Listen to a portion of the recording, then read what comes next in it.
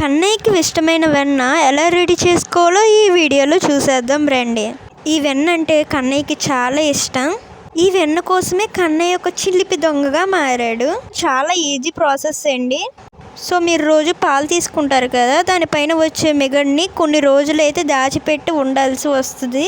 అలా స్టోర్ చేసుకున్న వెన్నని ఒక మిక్సీ గిన్నెలో మిక్సీ పట్టించుకుంటూ కూల్ వాటర్ అనేది యాడ్ చేసుకోవాలి.